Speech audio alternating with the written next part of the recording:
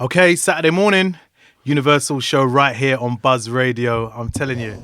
Now, I've been hearing this guy's name on the underground for a few months now. And it's funny because like my team, they came and checked out the gig where you were supporting Chaka. Oh, yeah. And straight away, like all through the gig, sending me little shots. Oh, that's Instagram. Special, you should be here. Special, you should be here. This guy is awesome. That's dope, So man. basically, it felt like I was there. That's awesome. It was nuts. But anyway, who's in the building this morning? Who's in the Ady. building? My name's Ady Suleiman. Suleiman. Suleiman, So glad you said the surname because I've been saying Suleiman. I know I've been pronouncing it wrong. Mate, to be honest, I don't even know if I pronounce it right. Like, I've just like, my accent's so, it's just, I just say Suleiman, but I don't actually know. Okay. That's probably I probably ask my dad. That's the correct pronunciation. Well, we're going to get into everything this morning. Yeah, okay, cool. I want to get into everything this morning because I might not get this opportunity like this again, like a lengthy time. Okay, yeah. So what we like to do, Ady, we like to just get a little insight about like, how you got into the game. Sure. The rise, little performances, how you got into writing. I want you to break everything down this morning. Cool. It's all yours. It's your stage this morning. So tell us how it all started for Ady. How did it start? It's funny because I literally just before you came in, I was just talking to that girl about how it all started and stuff. Yeah. I think she was just starting out and wondered, how you get there. But it's pretty simple, man. I just I've always been a fan of music from very young. And when I found my confidence and decided, this is what I want to do, which was actually a lot later on in life. I was about 19, I think, when I said felt really strongly about music and thinking that it was actually maybe realistic or I should give this a go.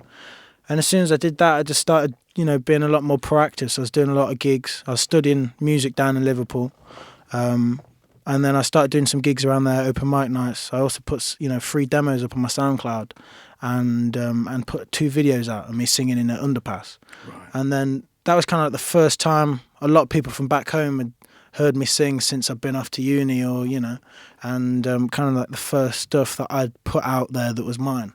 People had heard me sing before, it was for a covers band or someone's wedding, Okay. But this is like the first kind of stuff that I let the world see, that was written by myself and kind of under my own artist name. So you're from Liverpool? No, I'm from just outside of Nottingham. Where are you from? A very tiny village called Long Benetton.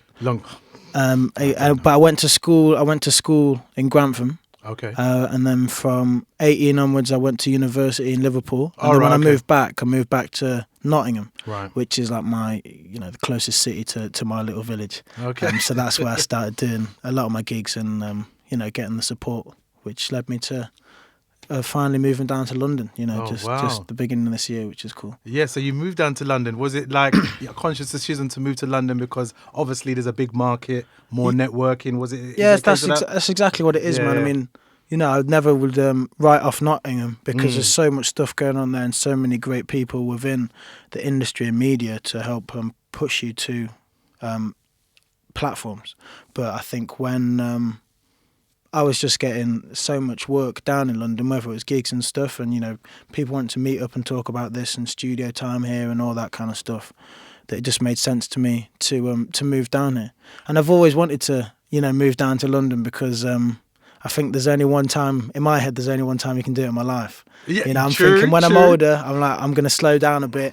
I probably want to move back out near Nottingham or the countryside. And I was like, if I'm going to do it, it should go in your 20s. Yeah, you see that London, he comes down here, takes all our money, and then he wants to go back to Nottingham, big mansion in Grantham You could get a lot more back, man. London is so expensive, it's crazy. It is. The prices just freak me out, man. That's even crazy. just travelling around, it costs a lot of money. So I mean, so you've come to London now, and then was it easier to get gigs in London? How did you go about getting gigs? I think, I mean, if I'm honest, I think I was very privileged that gigs always came to me. I think when you start doing something, you start doing an open mic night. Now, people that go to open mic nights are interested in music. There's a high percentage that one of those people has an event or is a radio presenter or does this or knows someone that does. And if they like your stuff, they're like, "Yo, would love you to do this for us." Do you know what I mean? So it's just entering, getting yourself out there so people hear you, and then you once you put yourself out there, you're going to meet people that are also interested in the same things as you, and be like, they want to help you, or can you do this? Do you know what I mean? Can you do this for us? And that's just pretty much the industry, and that's the music community. Do you know what I mean? speak to a lot of people all the time, and a lot of young people who are trying to get into the game. Now, from your own experience, what's an important factor of getting yourself recognised out there? Because as you know, it's so competitive. Yeah. Everybody's doing it. Yeah. Everybody and their mum and their granny and their auntie and their uncle's doing it. But what makes you stand out alone? What was it for you that you felt that people was, resonating to what you was doing? I think that if I'm honest, it's very difficult for me to answer that question, because sometimes it's so many different things. Some people say, I love your stuff because of this. Some people it's because of that. And for me as an artist, I always knew exactly what I wanted to do and was very honest with the music that I was making. Didn't try to be something that wasn't. And also I think it's really important not to chase anything. Don't quite jump on the back of another scene or jump on the back of this, because I feel like as an artist you should be progressive and trying to push things forward. So starting your own vibe and starting your own thing. If you're just jumping back on someone else's, it's like, thing he's done it before you. Do you know what I mean? And that's not to try really hard to be different. It's just be yourself, because there's only one you in the world. Do you know what I mean? Your style is very unique though. Thank you. Because I don't know. When I first heard you, I heard a bit of Maverick in there. Yeah. Maverick's a good friend of mine. Of mine. I heard Maverick and I was like, yo, this guy's going in. Then kind of randomly I can hear like Amy Winehouse somewhere. Sick, yeah. Bit of Lily in there somewhere. Yeah. But then at some point when you switched it up, I could hear a bit of Sizzler in there as well. Like, it's like, have you got like an eclectic taste in music? Is it very broad? Because I can hear it. Yeah, I think I like to think so. I think it's the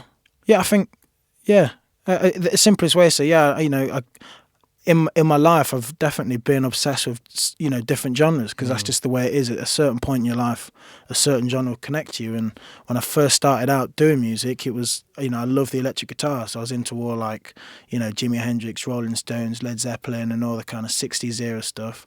And then that led me on to because they were interested in blues. So then I got into blues, then I got into jazz, and then because I got into jazz, that led to hip hop. Do you know what I mean? Because I'd sample it, and then Amy Winehouse was coming through at that time. So it's all like, music is like, everyone's got an inspiration from somewhere else. And when you find interest in one person, you look at what they're interested in, and leads you somewhere else. And eventually you keep on going. And I think when I started to, when you listen to something, it's the same as your accent. If you listen to something heavily, then you're going to sound like them. Do you know what I mean? Of course. Or at the same time, if you haven't listened to someone directly, but they're into the same stuff as you, you might sound like them. Yeah. So I think that was the thing with Maverick. Like Maverick, a lot of people say, oh, you sound very similar to Maverick. And I think his influences are probably very close, to mine, in terms of he loves reggae and hip hop and soul and stuff. And he's a male vocalist. Do you know what I mean? Yeah. So I think when I'm thinking, I love soul, hip hop and reggae. So and it's crazy as well, because he started out as a rapper, Yeah, I know. I actually know that. It's crazy. That's right? the nuts thing. Like, a lot of people that caught on a bit late didn't Yeah. even know that he was a straight spitter. Yeah. Original days. Yeah, I know. It's crazy. Is that something that you do as well? Like, no, you know what it is, yeah. So it's a funny story, right? Because I might have caught on late myself. You know. No, what I mean? when I was really young, I've never done it like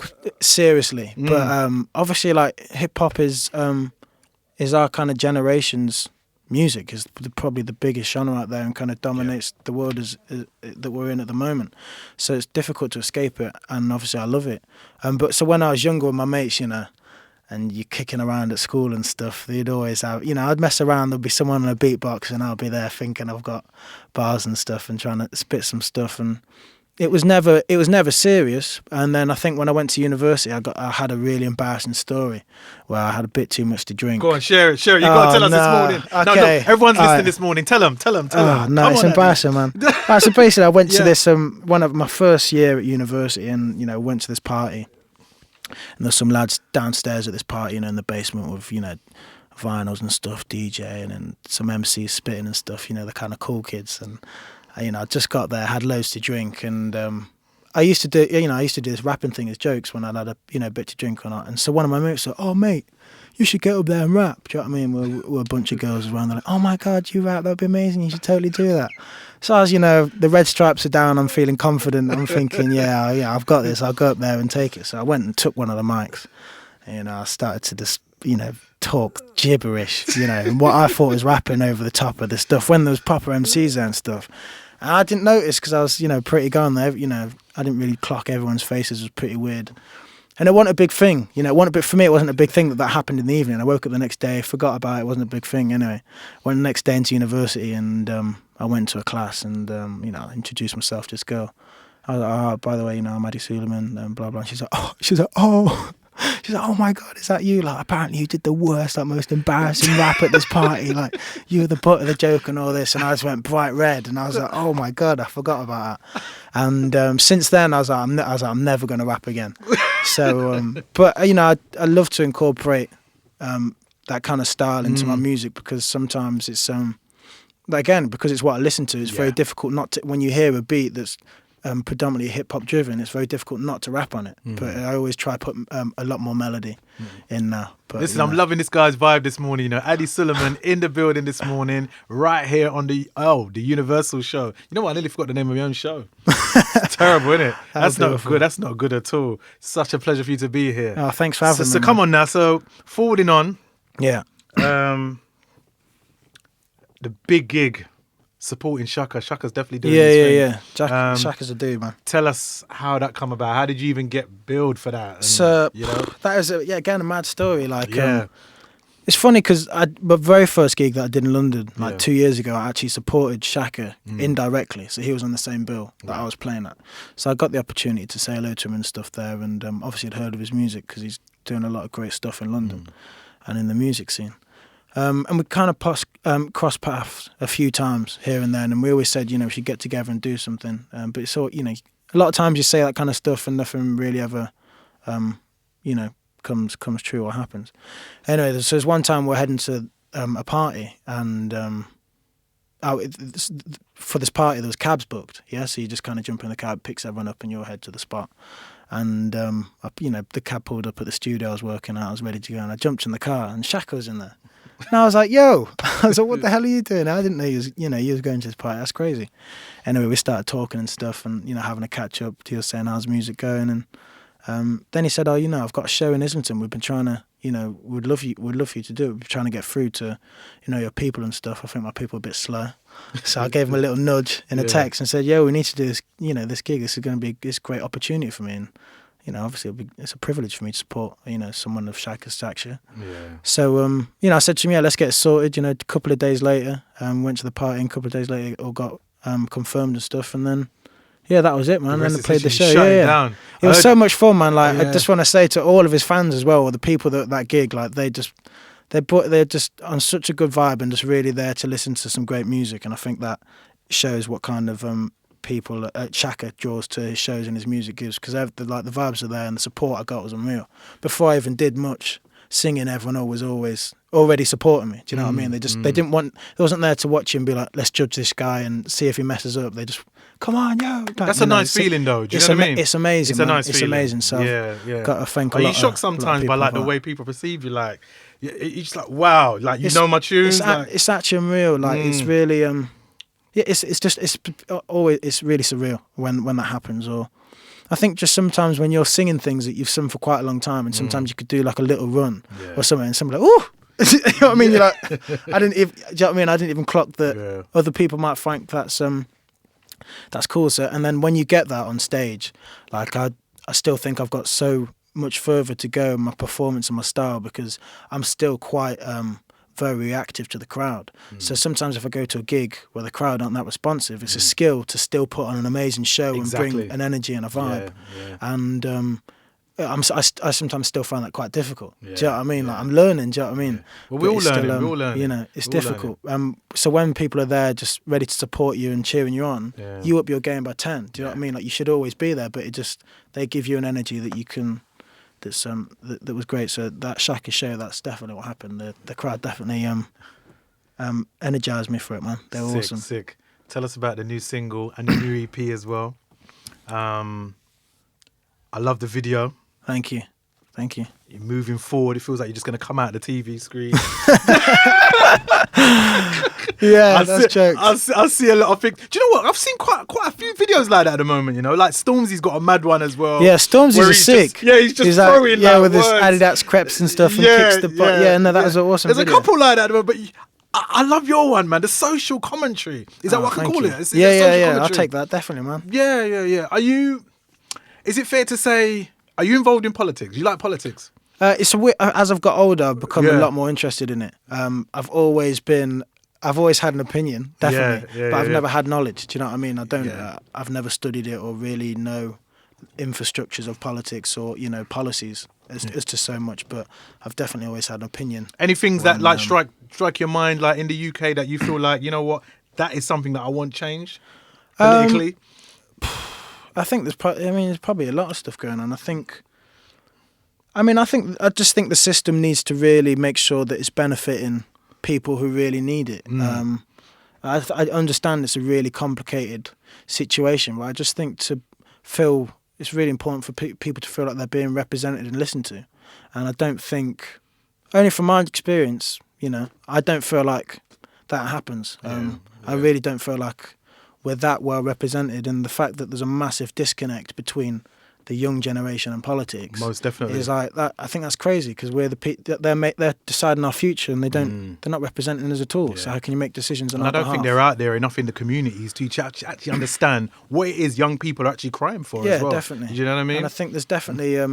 I just think education is really important. I think people should understand politics so that people can have an opinion, an educated opinion, because a lot of people make decisions or make votes of whether they read something on a social media or this media or that one. It's like, do you know what I mean? It's all come from somewhere. Do you know what I mean? Like, it's the same in music. If you want to portray a certain message, you could do it if you had money. So what's that song about? Tell London what that song's about. Really and truly, what is that song about? State of mind is right. It's really simple. I think it's really simple. It's the song is called State of Mind, so it's a way of thinking. So there's a lyric in there, state of mind where reality isn't so nice.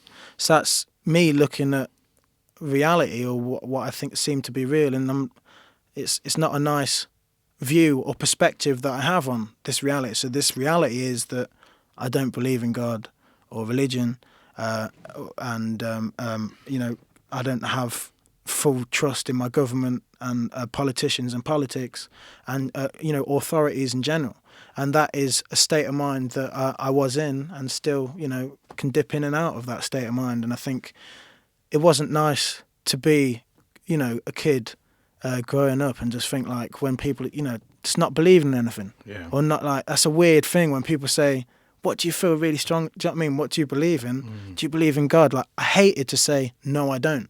I felt. You still feel like that now? I'm still, I still feel like I wouldn't say that I don't, it depends what people's descriptions of God is. I think that my point back then was it was what was presented to me. And everything that was presented to me through religious education in school and what I knew of politics through the media, I rejected because I didn't get with that. Do you know what I mean? But I think now that I'm older and I've seen certain different things, I still don't have a definite answer. But you understand a bit more about certain things, and but I still don't think there's anything that's presented to me that I feel solely like, yeah, man. Do you know what I mean? I like your vibe, your focus. So. You know what I like about it as well? It's like you actually believe in you. Yeah, you know what I'm saying? Like some people might just say things because it seemed like that's what you need to be saying. Yeah, sure. I understand. Sure. I can feel like that's how you actually feel. Yeah. It's like, no, this is not what I'm supposed to be saying because it will make sense, or it would sound like it would trend if I say that. Do you know definitely. what I mean? Yeah, I think it's really important, and something that I've struggled with growing up and even today is to just try to be honest, like to yourself and to other people, because it's the best way to be, and it's probably the most difficult way to be, because if you don't, then. So what was your state of mind then when you first saw the Anaconda video by Nicki Minaj? I thought she's hot. I thought she's smoking, man. I didn't mind that at all. What was your state of mind? Were you thinking, damn? I was, yeah. I think she's just come a long way from what I'd seen before, and I don't mind that at all. I was happy about it, But I think there's a lot of those things where there's all those arguments about, women and their sexuality and all this and how they use it to sell certain things. But I think that's nuts, though, isn't it? When you think about it, because it's like, I don't know, like from a male perspective, do you feel like women have a harder time trying to sell themselves with music. I think it's like obviously I'm not a woman, so I don't That's know. what I'm saying, like, but from a man, it's like, from a from your perspective, view. I know that. Yeah. I think that people are very judgmental. Just generally in this society that we've got, as soon as somebody does something, before they know the story, everyone wants to have an opinion on it. Yeah. Do you know what I mean? I think when you put yourself in the public eye, you just have to expect that. Do you know what I mean? That you might get interpreted or misinterpreted the wrong way. And I think there's more pressure on women, I do think, on their image than there is on men. There's still pressure on men, but I still think there's more on women. Is there anything that you wouldn't do to compromise your position as Ady Suleiman? Yeah, I mean, a lot of things, yeah.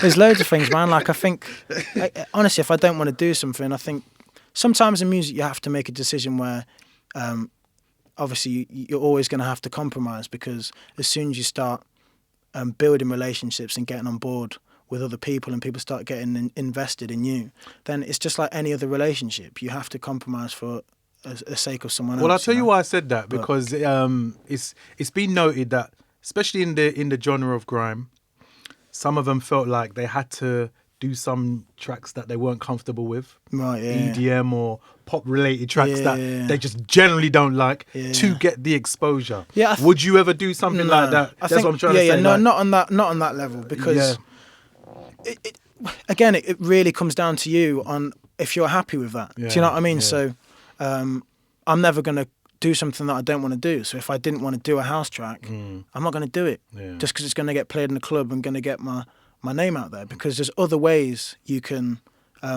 get exposure. Do you know what I mean? It's not always one way, and there will be another way that you might enjoy. Do you know what I mean? Like featuring in on someone else's track or featuring on or this or that. So it's really within your realms of what, like in your head, you should have clear on what you want to do as an artist and who you want to do it. And if, the way you want to do it, and if that doesn't fit in, then don't do it. So if someone said to me, you're going to sell loads more records if you do a straight out pop song, I'd be like, well, I'm not going to do that, because that's not my music. I don't want to sell records if it's not me. Do you know what I mean? What's the point? I didn't get into the music industry just to sell a load of records. That's a benefit. Do you know what I mean? And I think that also when you start doing that, again, I don't think you're ever going to change. I think that there's ways you can become. I honestly think that you can become successful on your own terms. Yeah. And I think that a lot of times I've been said, oh, why don't you sing on this whatever this latest dance track is going to go in the charts to thingy, and I'm like, as a brand, what is that? That's not going to do anything for me. So I'm not a dance artist, and like I might have a number one or whatnot, and people might hear my voice, but that's not anything to do with my music or my records. With that set in so what's the mind, point? how would people define you then? Because you're not a dance artist. What would you say you are then? I mean, simply, I would say I'm a pop artist, like, Right. when it comes down to it. But Right. again, it's people's definition of pop, because I'm not manufactured pop and an out pop song, but I want to sell a lot of records and be a commercial artist and get my music out to as many people and be popular. Yeah. Do you know what I mean? Yeah. But at the same time, on my own terms. So a dream for me is to start, to think about changing kind of the pop culture, what's there previously, and add towards it and progress it forward. So if I do really well and I inspire loads of other people that are doing the reggae, hip hop, soul thing, then they can come through. Do you know what I mean? Now listen, Buzz listeners, you got to understand, we're reasoning this morning. You know what? I like this guy's vibe, but I don't know. He should be like an MP of music or something, man. I feel like, you know what I mean? Like, you need to start implementing some rules or something, man. Seriously. I think you got the right vibe for it. Yeah, thank you. No, so you need to start telling these guys, stop compromising what you do, man. Yeah, I think, if you want definitely. longevity, 100%, man, 100%. I think it's definitely really important. I only, I guess, learnt that through seeing, Amy Winehouse was a big one for me, because I saw the stuff that she was doing, and that was the first stuff I'd heard on radio in a long time that I really enjoyed, and that I thought, I was at the time I was listening to a lot of hip hop and a lot of jazz, and in the kind of Motown era, and then she comes on the radio, and I was like, Radio One are playing this stuff? That's crazy. Like, how's this become? And then as soon as you see that now and she's become successful from it, she's now got a model. Do you know what I mean? It's people like, give him the Amy Winehouse sound. Give him, do you know what I mean? But without Amy, with that, do you know what I mean? She let a lot of people come through and kind of put a sound out. What are you listening to at the moment? What's on rotation? You know, I've been listening to a lot of African music at the moment. Oh, really? Yeah. A guy called Ebo Taylor and Fela Kuti. I know about Fela Kuti, of course. Yeah, got onto him. But and aside that, that's kind of where my head's at the moment. Weirdly, A lot of African I've just suddenly music. come onto it because I think because I'm trying to make a record. I never made one before, and I'm really interested in live music and live instruments. And a lot of the old records have, and old music definitely has like a vibe and a soulfulness about it, and an emotion more so than it being a perfect recording. And I think when you sometimes do things digitally, you can lose that kind of like that realness in the recording. So I'm starting to listen to stuff that's maybe a bit further back and recorded in a way that's just organic and live, and just to kind of get my head around it. That's, you know, it's the same with hip hop when they sample it. That's why you have that vibe. Yeah, it can't be yeah, replaced. Do you know what I mean? Yeah. But I've just started listening to that because I'm trying to just kind of create something that it feels real. You know. Listen, it's been a great chat this morning. Yeah, you know? thanks, man. Thanks Listen, it's been a great chat. for picking my brains. Yeah, I have this morning. Yeah, no, it's been good. It's been a good interview. It's man. just been cool. So, any plans to work with anybody in the future that you got your eyes on, that you've reached out to? Loyal Kana. I don't know if you heard of him, I'm not but familiar with him now. he's a kind of hip hop artist coming through in the UK, which I think is awesome. And Rosie Lowe as well. She's really cool. Right.